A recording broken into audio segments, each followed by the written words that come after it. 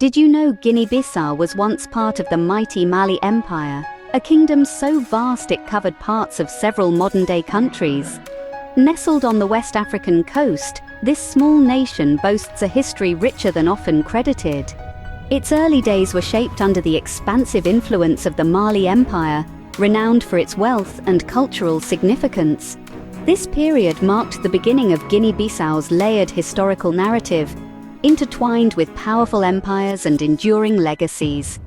From ancient empires to unique cultural tapestry, Guinea-Bissau's beginnings set the stage for a compelling history. As European navigators set their sights on new lands, Guinea-Bissau drew the attention of Portuguese explorers in the 15th century. The year was 1446 when the Portuguese first arrived, lured by the prospect of lucrative trade routes and uncharted territories. They quickly established a series of trade posts along the coast, which became bustling centers of commerce and interaction between Europe and West Africa. These initial encounters were the precursors to the darker chapters of history.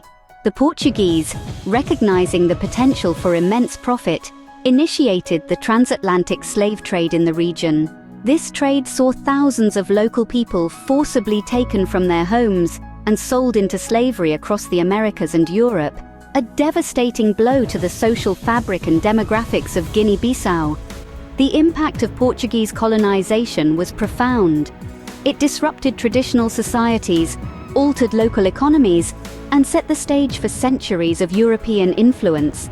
This era marked the beginning of intense and transformative European influence that would reshape Guinea-Bissau for centuries. By the mid-20th century, winds of change were blowing across Africa, and Guinea-Bissau was no exception.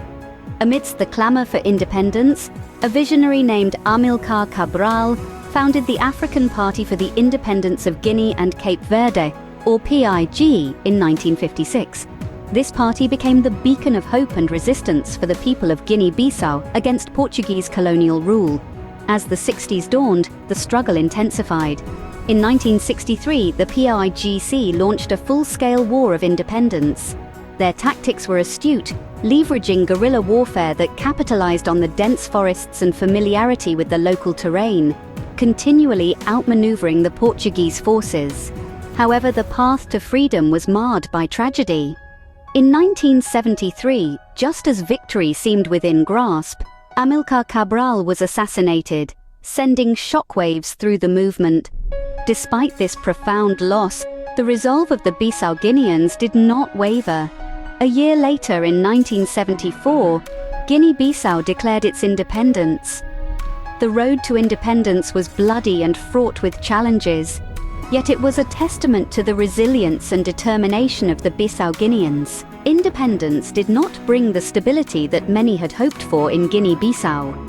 After attaining sovereignty in 1974, the nation found itself grappling with the heavy burdens of self-governance amidst a backdrop of existing ethnic and political tensions.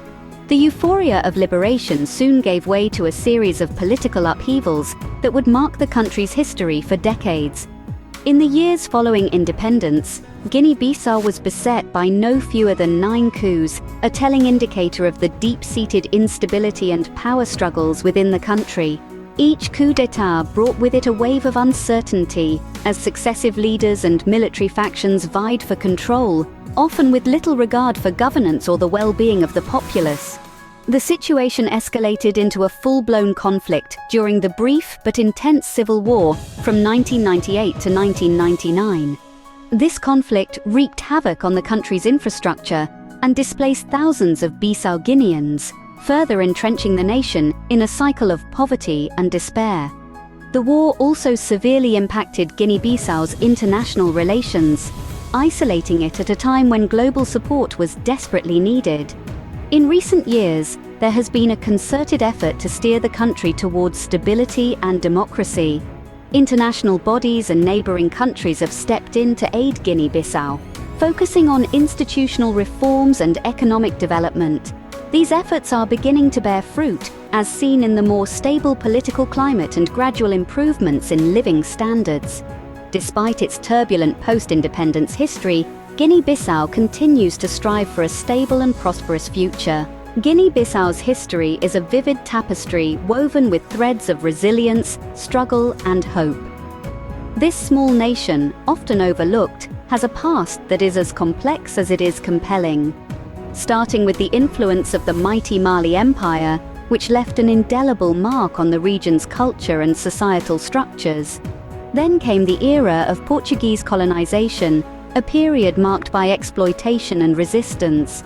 This colonial chapter was a harsh contrast to the rich, autonomous history that preceded it, setting the stage for a fervent fight for independence. The bravery and tenacity displayed during this time are hallmarks of Guinea-Bissau's national identity. In the years following independence, the country faced immense challenges, from political instability to developmental hurdles. Yet, despite these obstacles, there has been a relentless effort towards rebuilding and progress. Each chapter of Guinea-Bissau's history offers unique insights into the enduring spirit of its people. What will the next chapter hold for this fascinating country?